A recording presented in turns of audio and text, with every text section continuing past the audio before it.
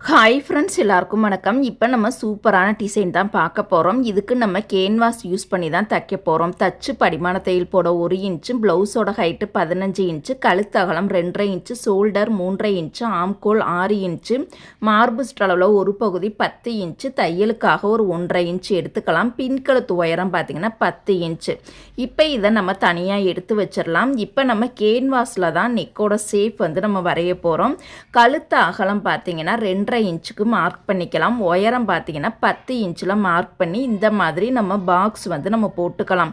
எந்த ஷேப் வரைஞ்சாலும் சரி, கண்டிப்பாக பாக்ஸ் போட்டுட்டு வரைகிறது ரொம்ப ரொம்ப நல்லது. இப்போ பார்த்தீங்கன்னா ஒரு டிஃப்ரெண்ட்டான நெக்கோட ஷேப் தான் நம்ம வரைய போகிறோம். இந்த நெக் ஷேப்பை பயன்படுத்தி எக்கச்சக்கமான டிசைனை நம்மளால் உருவாக்க முடியும். கண்டிப்பாக இந்த நெக் ஷேப் எப்படி போடணுங்கிறத நீங்கள் பார்த்துட்டு வரைஞ்சு பார்த்து கட் பண்ணிங்க அப்படின்னா ரொம்பவே ஈஸியாகவே இருக்கும்.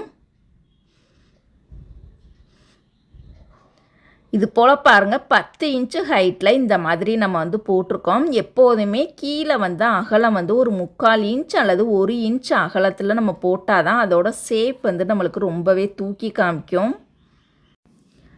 இப்போ பாருங்கள், 1 இன்ச் டிஸ்டன்ஸ் இருக்குது. நம்ம 3/4 இன்ச்லேயும் போட்டுக்கலாம், 1 இன்ச்லேயும் போட்டுக்கலாம். 1 இன்ச்சில் போடணும் அப்படின்னா சைஸ் கூடுதலான சைஸாக இருந்தது அப்படின்னா 1 இன்ச் அகலத்துலேயும் போட்டுக்கலாம். சிலர் பார்த்திங்கன்னா ரொம்ப அகலமாக போடுவாங்க, சிலர் ஒடுக்கமாக போடுவாங்க. அவங்க எப்படி போடுவாங்களோ அதுக்கு ஏற்ற மாதிரி நம்ம அகலத்தை கூட்டிக்கலாம், குறைச்சிக்கலாம். அவுட்லைன் பார்த்திங்கன்னா 1 இன்ச் அந்த டிஸ்டன்ஸில் அதே ஷேப்லேயே நம்ம வரைஞ்சிட்டு இந்த பகுதியை நம்ம கட் பண்ணி எடுத்துக்கலாம்.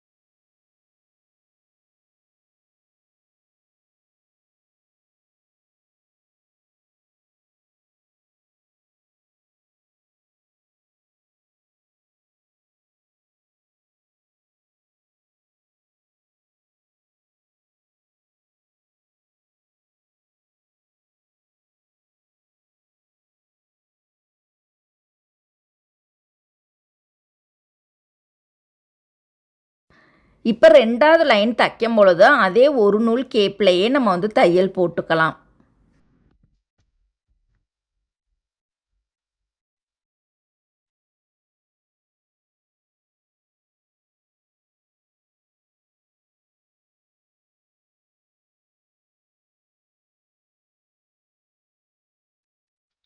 இப்போ லைனிங் கிளாத்தில் நம்ம கேன்வாஸ் அட்டாச் பண்ணி தைச்சிட்டோம். இப்போ மெயின் கிளாத்தில் நல்ல பக்கத்தில் நம்ம தைச்சி வச்சுருக்கக்கூடிய கேன்வாஸ் பகுதியை கரெக்டாக வச்சுக்கலாம். ப்ளவுஸோட நல்ல பக்கத்தில் தான் நம்ம லைனிங் கிளாத்தை இது போல் கரெக்டாக சென்ட்ரு பண்ணி வச்சுட்டு உள் ரவுண்டுக்கு மட்டும்தான் முன்னாடி போட்ட தையல் மேலேயே நம்ம தைக்கணும். பொறுமையாக தைக்கணும். ஆரம்பிக்கும் போதும் முடிக்கும் போதும் கண்டிப்பாக நம்ம கெட்டி தையல் போட்டுக்கலாம்.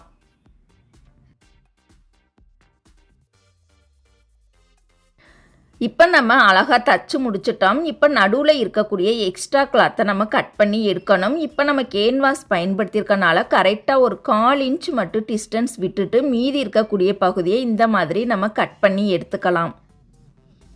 இப்போ ஃபினிஷிங் அழகாக கிடைக்கிறதுக்காக தையலில் படாமல் இது போல் குட்டி குட்டியாக நம்ம வந்து கட் பண்ணி எடுத்துக்கலாம். வளைவு நெளிவு வரக்கூடிய இடத்துல கண்டிப்பாக கட் பண்ணணும். அது போக எந்தெந்த இடத்துலலாம் அந்த மூளை ஷேப் வருதோ அந்த இடத்துல கண்டிப்பாக நம்ம கட் பண்ணிக்கணும். இப்போ இந்த பகுதியை பாருங்கள், நம்ம நல்ல பக்கமாக திருப்பி எடுத்துக்கலாம். ஃபஸ்ட்டுலேருந்து லாஸ்ட்டு வரைக்கும் அந்த நெக்கோட ஷேப் அழகாக நீட்டாக எடுத்து விட்டதுக்கு அப்புறம் தான் நம்ம படிமான தையல் போடவே ஆரம்பிக்கணும். இப்போ படிமான தையல் போடும் பொழுது பார்த்திங்கன்னா அழகாக நீட்டாக ஒட்டுலே ஓரத்துலேயே நம்ம வந்து படிமான தையல் போட்டுக்கலாம். இந்த படிமான தையல் போடும் பொழுது துணி என்ன கலரில் இருக்கோ அதுக்கு மேட்சாக இருக்கக்கூடிய நூல் தான் எடுத்துக்கணும். வேறு வேறு கலர் நூல் கண்டிப்பாக எடுத்துக்கக்கூடாது. அதே மாதிரி தையலோட சைஸ் பார்த்திங்கன்னா பொடி தையலாக இருக்கணும். ஓட்டு தையல்லையும் தைக்கக்கூடாது, நார்மல் சைஸ்லையும் தைக்கக்கூடாது. பொடி தையலில் தைச்சாதான் அந்த நெக்கோட டிசைன் வந்து நம்மளுக்கு ரொம்பவே அழகாக சூப்பராக பக்காவாக இருக்கும். கண்டிப்பாக இந்த மாதிரி சின்ன சின்ன டிப்ஸை கண்டிப்பாக ஃபாலோ பண்ணுங்கள்.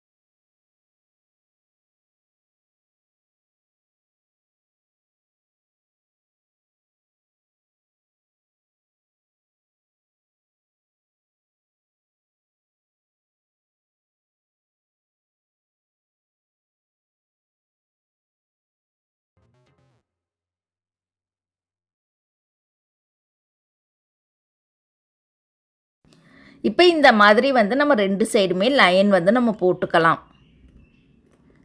இப்போ இதை நம்ம தனியாக எடுத்து வச்சிடலாம். இப்போ நீளமான துணியில் நேர் பீஸில் நம்ம கட் பண்ணியிருக்கோம். அகலம் பார்த்திங்கன்னா 1.5 இன்ச்சில் இந்த மாதிரி நம்ம கட் பண்ணிக்கலாம். இந்த பீஸ் வந்து நம்ம கிராஸ் பீஸ்லேயும் கட் பண்ணிக்கலாம், நேர் பீஸ்லேயும் கட் பண்ணிக்கலாம். ஓகேங்களா? இந்த மாதிரி நேர் பீஸில் கட் பண்ணி தைச்சோம் அப்படின்னா இந்த மாதிரி டிசைனுக்கெலாம் ரொம்ப ஈஸியாக இருக்கும். 1.5 இன்ச் அந்த அகலத்தில் இந்த சைடு ஒரு 1/2 இன்ச், அந்த சைடு ஒரு 1/2 இன்ச்சு மடித்து குறுக்க ஒரு 1/2 இன்ச்சில் மடித்து இந்த மாதிரி நம்ம ஓரத்தில் தையல் போட்டுக்கலாம்.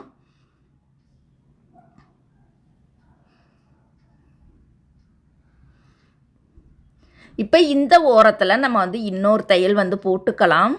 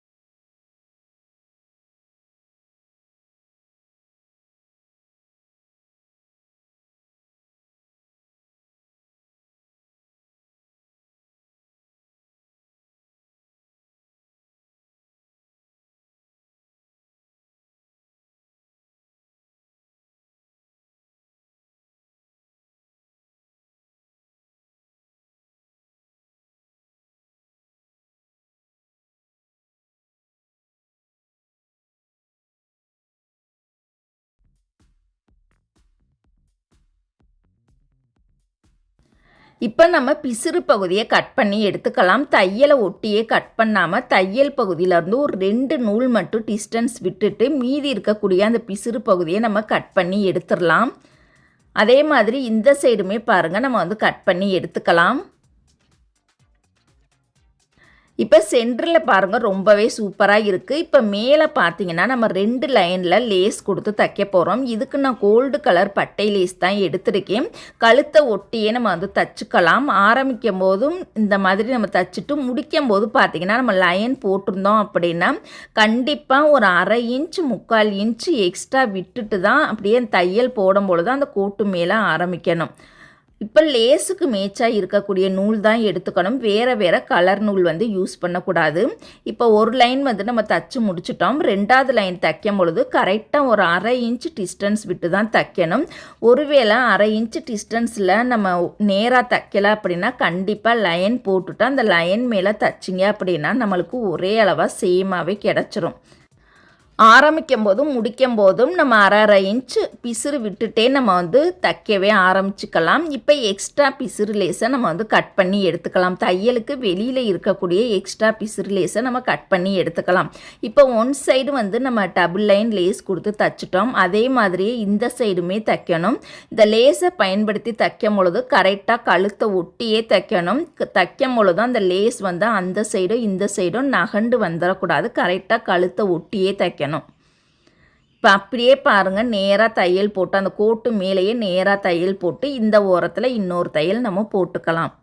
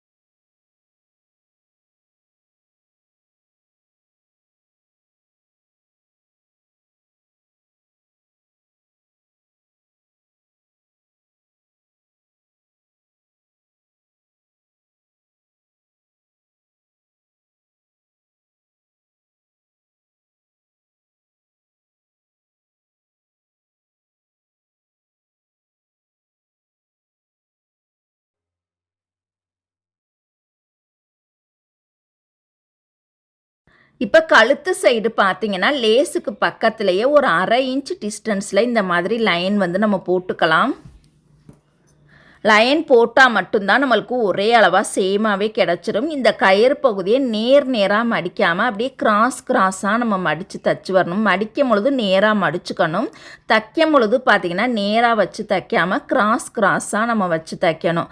பார்க்கும் பொழுது ஒரு கொடி ஷேப்ல எப்படி இலை இருக்கோ, அந்த மாதிரி ஷேப்ல தான் நம்ம வந்து தச்சு ரெடி பண்ணணும். ஓகேங்களா?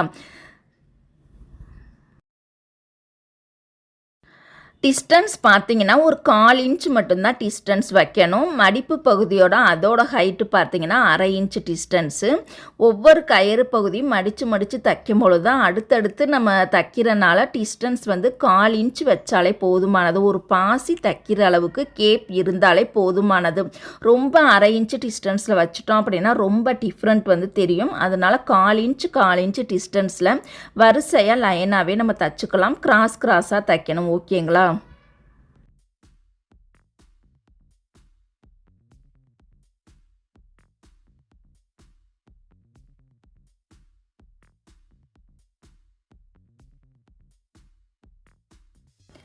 இப்போ இதோட பிசிறு பகுதியை நம்ம கட் பண்ணி எடுத்துடலாம். தையலுக்கு வெளியில் இருக்கக்கூடிய எக்ஸ்ட்ரா பிசிறை இந்த மாதிரி கட் பண்ணி எடுத்துக்கலாம். தையலை ஒட்டியே கட் பண்ணாமல் தையல் பகுதியிலேருந்து கரெக்டாக ஒரு 2 நூல் கேப் விட்டுட்டு மீதி இருக்கக்கூடிய பிசிறு பகுதியை இந்த மாதிரி கட் பண்ணி எடுத்துக்கலாம். அடுத்த லைன் தைக்கும் பொழுது கரெக்டாக அதே 1/2 இன்ச் டிஸ்டன்ஸில் இந்த மாதிரி லைன் போட்டுட்டு இப்போ பாருங்கள் அப்படியே நேருக்கு நேராகவே ரொம்ப கிராஸாக இந்த பக்கம் தைக்காமல் இந்த மாதிரி நேராகவே மடித்து தைக்கணும். இப்போ முக்கோண ஷேப் வர்ற மாதிரியே தைக்கணும். மேல் பக்கமாக இந்த மாதிரி முக்கோண ஷேப் வர்ற மாதிரியே தைக்கணும். அப்போ தான் அழகாக இருக்கும். சென்டரில் பார்த்தீங்கன்னா பிசிறு பகுதி வர்ற மாதிரியும் ஓரத்துலையும் மடிப்பு பகுதி வர்ற மாதிரி தான் தைக்கணும். ஃபஸ்ட்டு வந்து இந்த சைடு கிராஸாக தைச்சோம். இந்த சைடு தைக்கும் பொழுது முக்கோண ஷேப் வர்ற மாதிரி நம்ம தைக்கணும். மாற்றி தைச்சிட்டிங்க அப்படின்னா ஒன்று மேலேயும் ஒன்று கீழே பார்த்தும் இன்னொன்று வந்து மேலே பார்த்தும் வர்ற மாதிரி இருக்கும். எல்லாமே மேல் நோக்கி வர்ற மாதிரியே முக்கோண ஷேப் வர்ற மாதிரியே நம்ம வந்து தைக்கணும்.